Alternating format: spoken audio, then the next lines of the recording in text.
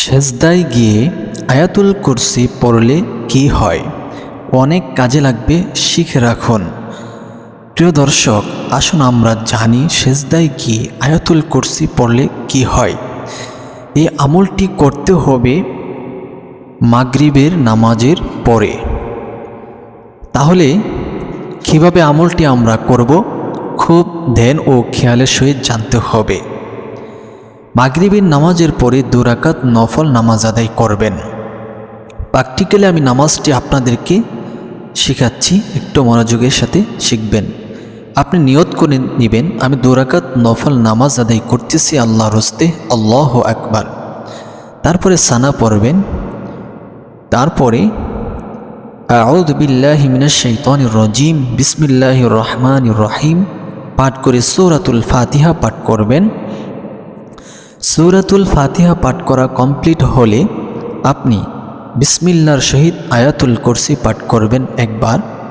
যেমন বিসমিল্লাহির রহমানির রহিম, আল্লাহু লা ইলাহা ইল্লা হুয়াল হাইয়ুল কাইয়্যুম لا تأخذه سنة ولا نوم له ما في السماوات وما في الأرض من ذا الذي يشفع عنده إلا بإذنه يعلم ما بين أيديهم وما خلفهم ولا يحيطون بشيء من علمه إلا بما شاء وسع كرسيه السماوات والأرض ولا يؤوده حفظهما وهو العلي العظيم।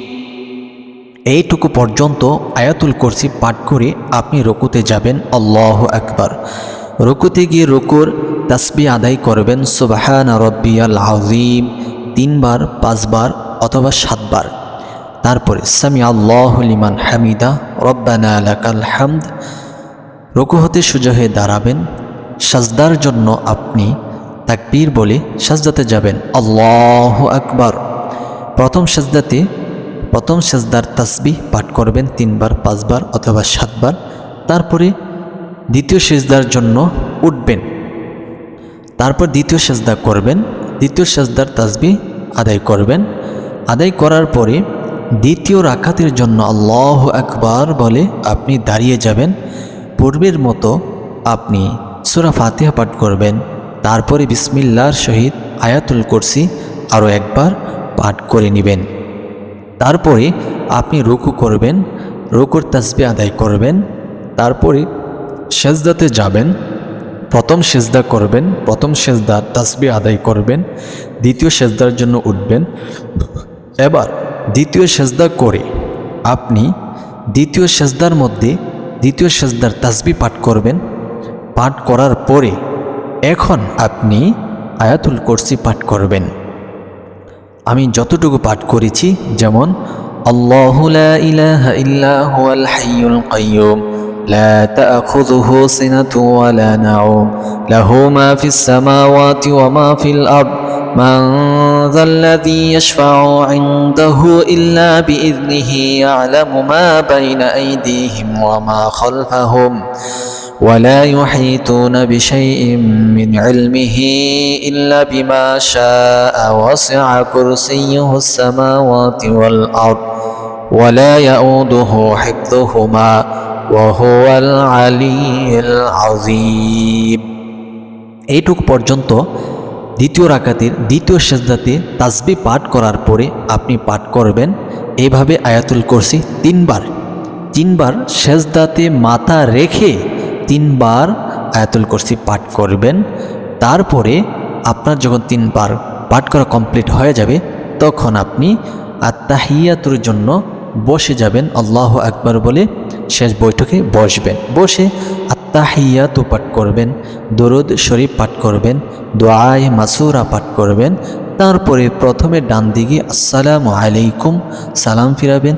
তারপরে বাম দিকে আসসালামু আলাইকুম ওয়া রাহমাতুল্লাহ বলে সালাম ফিরিয়ে নামাজ শেষ করে আপনি মোনাজাত করবেন।